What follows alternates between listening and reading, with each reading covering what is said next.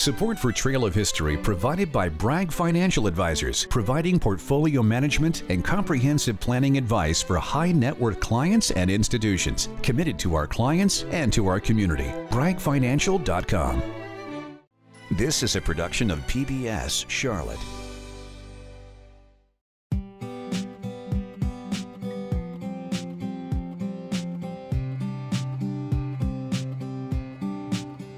More than 140,000 cemeteries and graveyards dot the landscape of the United States.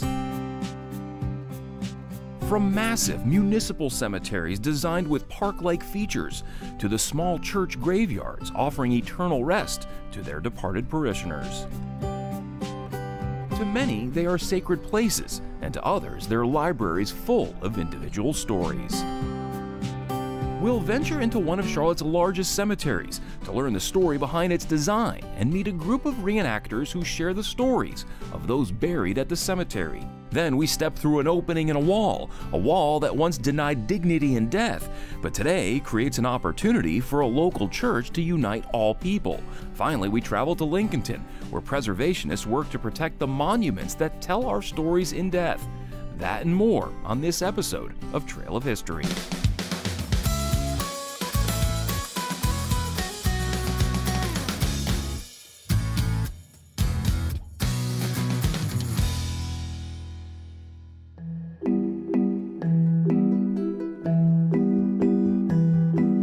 There is a saying that one thing in life is certain: we are all going to die. Around the world, the customs and traditions that surround death differ from culture and region. But for many, burial is the main option, and for that, you need a cemetery or graveyard. In uptown Charlotte, at the corner of Church Street and West 5th Street, is Settlers Cemetery. We are in the oldest public cemetery in Charlotte. And the only 18th century site that still survives in uptown Charlotte. And some of the earliest who's who of Charlotte were laid to rest here. We have General George Graham from the Revolutionary War. We have Thomas Polk, who's widely known as the father of the city of Charlotte, who's buried back here. His wife, Susanna Spratt Polk, she was the daughter of John Spratt, who was the first settler to cross the Yadkin River on wheels with his wagon. We just have all kinds of interesting characters here, and it's a wide date range. From the earliest is Joel Baldwin, who was a hatter in uptown Charlotte. It's thought the first burial occurred here in 1776, and the last around 1884. But more than a century after that last burial, this historic cemetery needed attention. MHA, Mecklenburg Historical Association, got some calls from people actually that lived uptown in the condos, and they were concerned because the condition of settlers was deplorable. At some point, the city had decided to overreach, in my opinion, and turn this into a park instead of a cemetery. And they had planted big bushes and shrubs on top of graves, and there were red brick walkways, and you could tell it was a cemetery, but it wasn't being honored that way at all. It was overgrown, it was not safe. In 1997 and 98, we put together a public-private partnership with the City of Charlotte and Bank of America, and we ended up with $500,000 to do a restoration of Settlers Cemetery. Today, Settlers Cemetery is a place for the public to learn about some of Charlotte's earliest settlers. But eventually, Charlotte outgrew this small plot and needed a larger cemetery, one that drew upon European influences.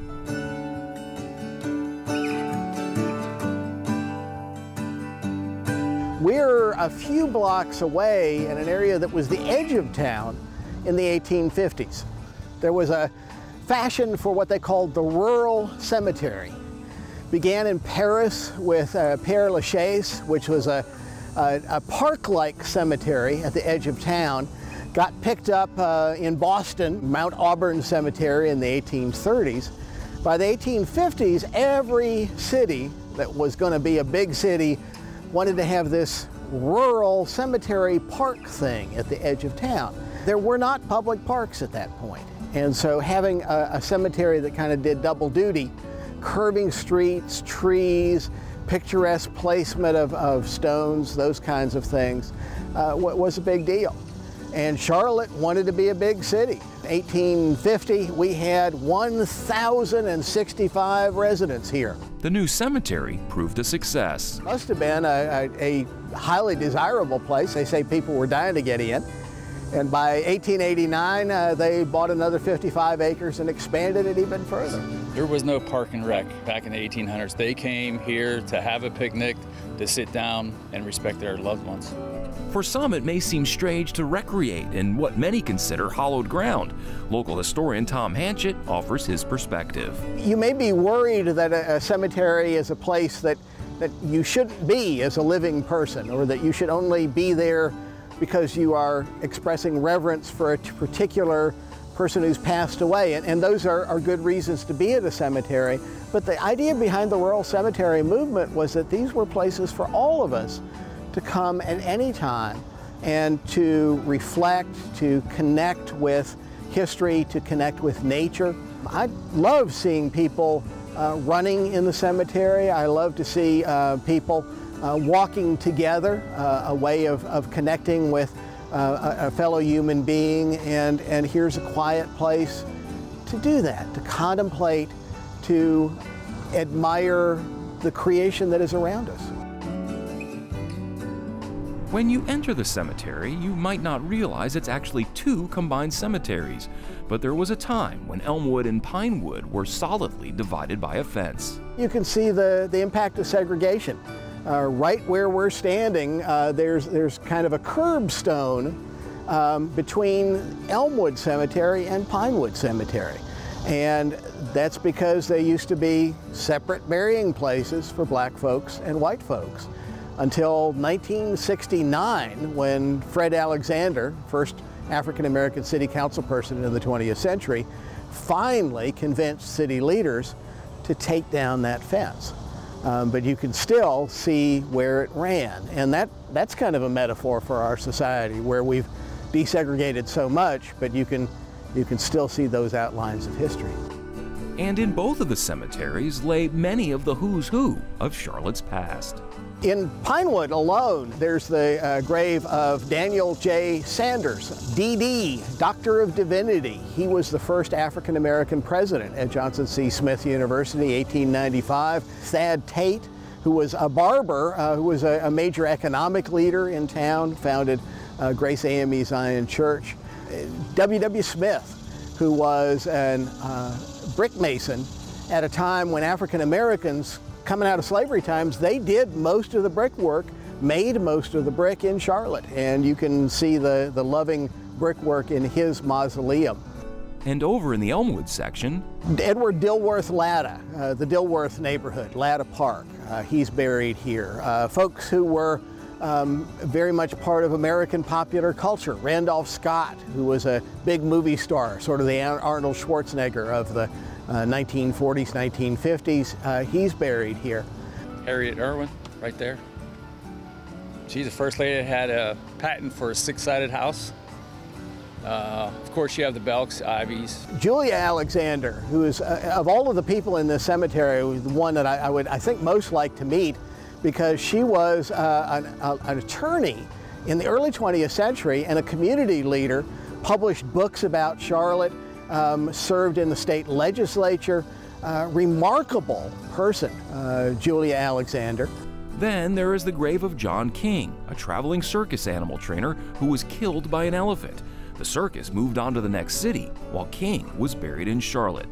When walking through the cemetery, it's easy to get pulled into the variety of markers, many telling the stories of those beneath. A lot of the iconography, I guess you call it, is classical. A lot of beautiful nymphs and people to remind you of the beauty of life, even in death. I love the range of designs here, from simple to ornate. You have Greek temple mausoleums. You have little, English country church Gothic mausoleums. You have a whole bunch of things that look like somebody carved a stump out of stone, and therefore a group called Woodmen of the World that's not particularly well remembered now, but they were a burial society at the point when there wasn't easily available commercial insurance.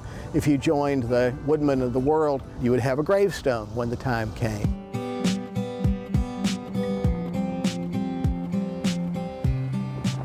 The markers and iconography are not the only ways you can learn about some of the stories here at Settlers, Elmwood, and Pinewood cemeteries.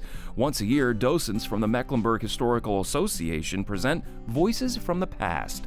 Voices from the Past is where Charlotte comes alive for the day.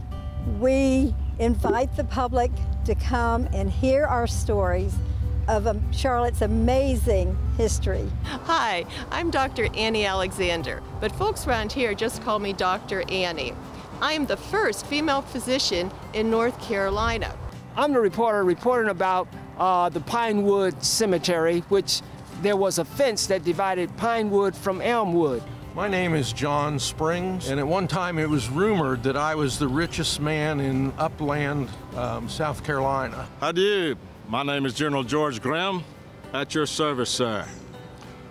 I was born in 1756 in Pennsylvania. My mother brought me down here to Charlotte when I was about 10 or 11 years old, and I've been here ever since. In fact, I've been right here since March the 29th, 1831. It is so amazing when we have 1,000 people walking through Elmwood, Pinewood, and Settlers Cemetery in April at our event, and they don't know any of our history, and they listen to the stories, and they cry, they laugh, and when they say, wow, I didn't know that, I know that we've really accomplished what we're trying to do here.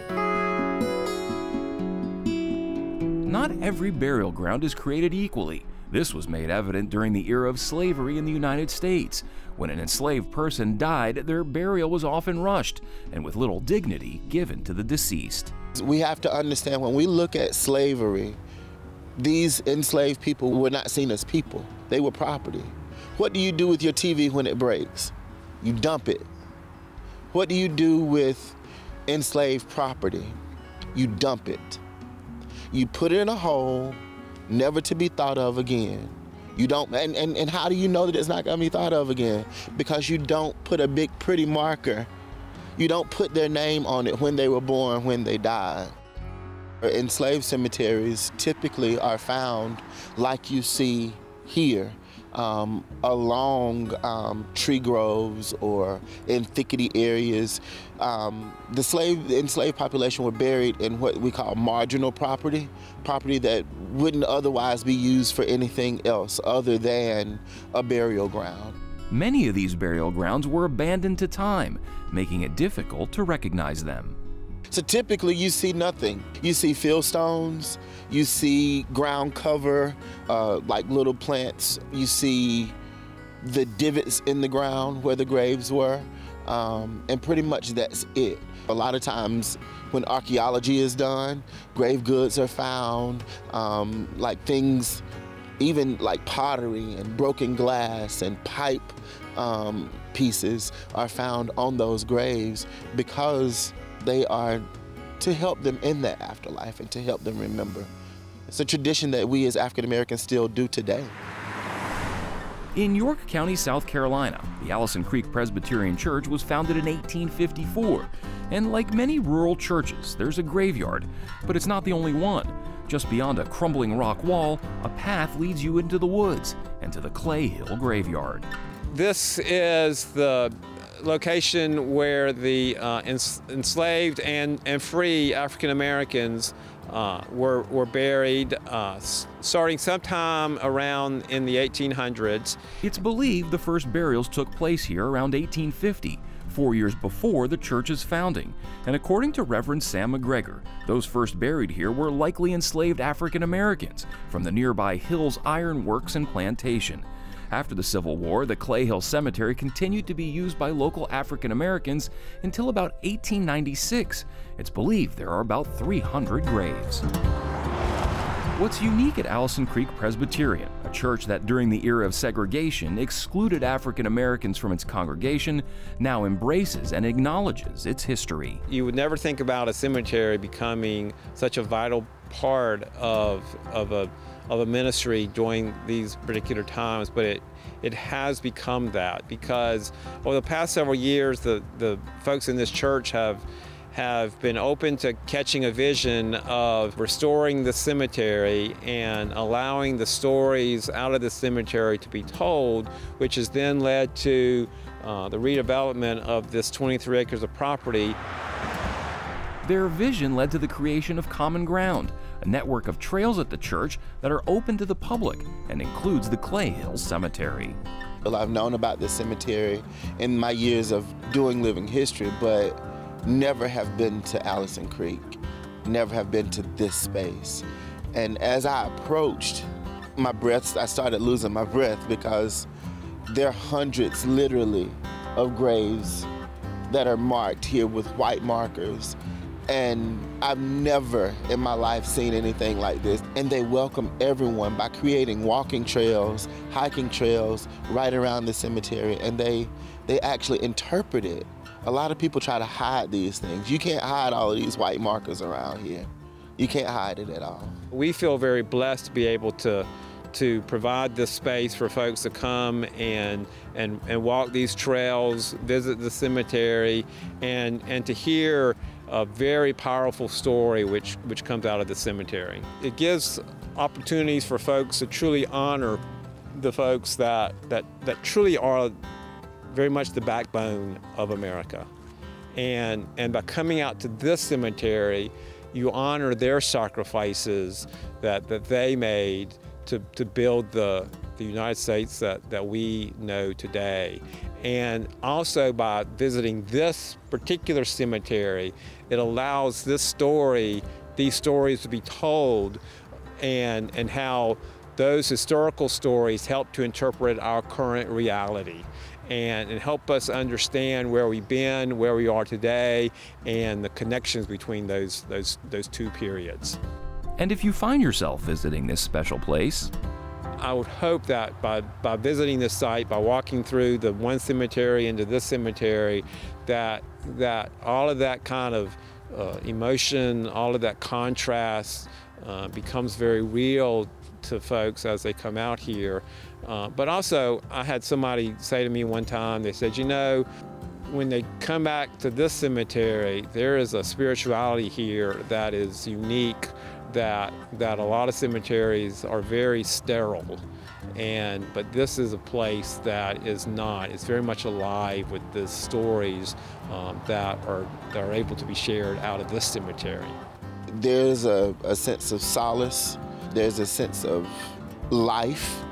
Even in this place where the dead is buried, I feel like even now that they are actually honoring them in their death.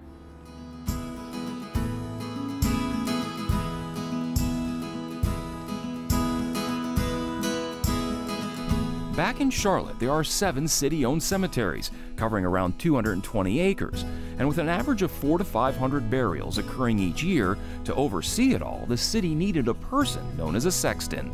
It means that you're the caretaker, the sole proprietor that takes care of everybody above ground and below ground, and financials and maintenance and everything that goes with it.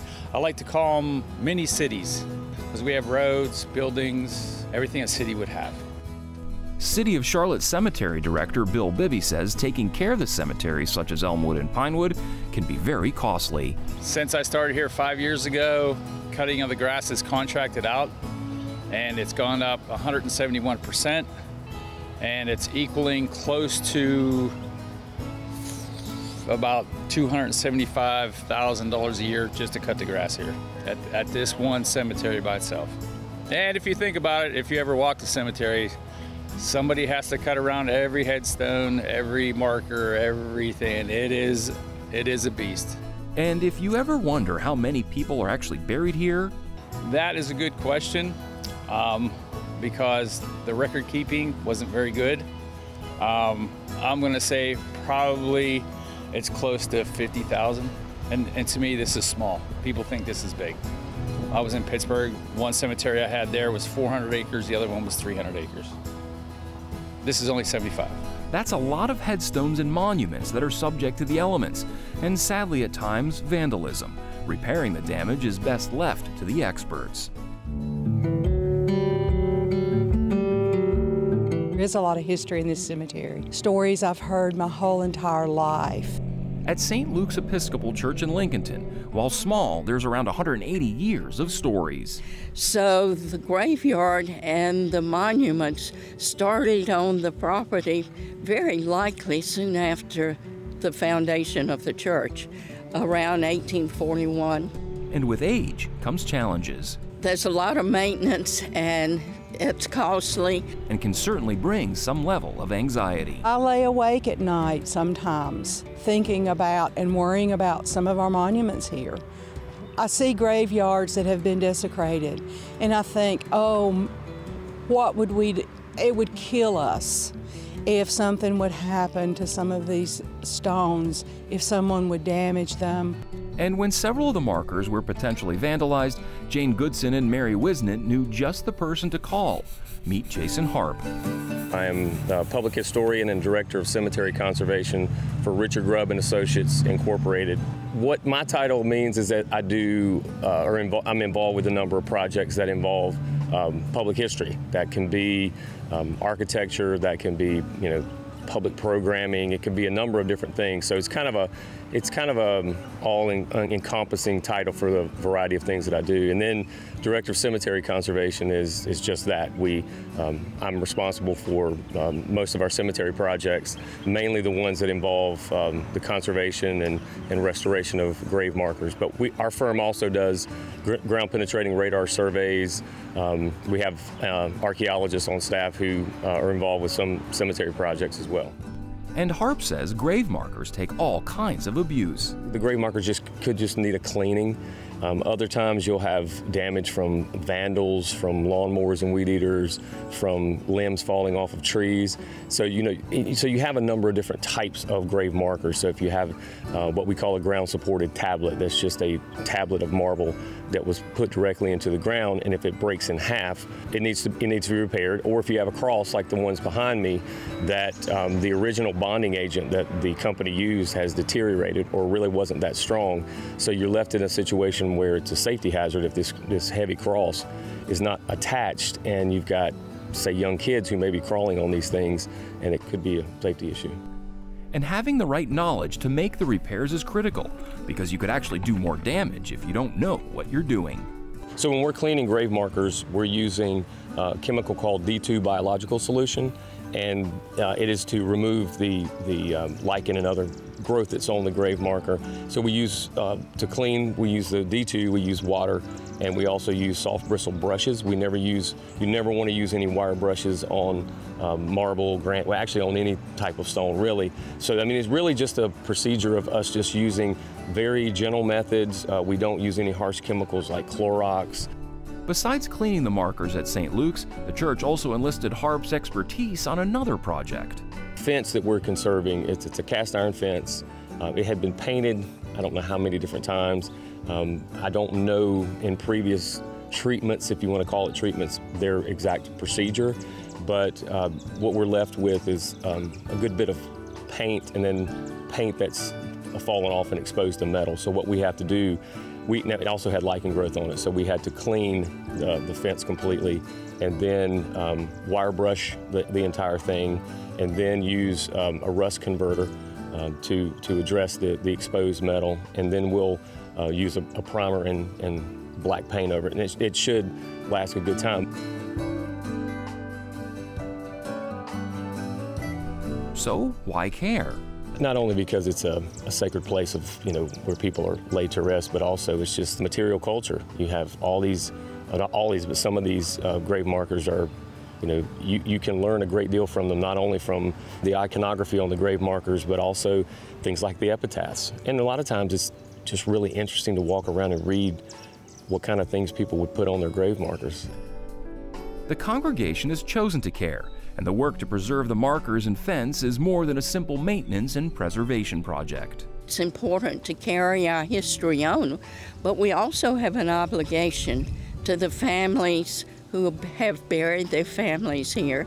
We have an obligation to the people who founded this church.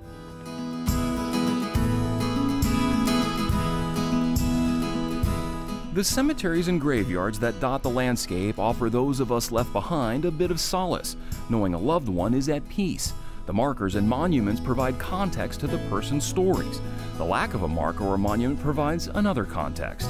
Those that make it their duty to preserve these hallowed grounds often do it with little praise. But there's no denying that within these cities of the dead, there are lessons to be learned and unique stories to be told. Thank you for watching this episode of A Trail of History.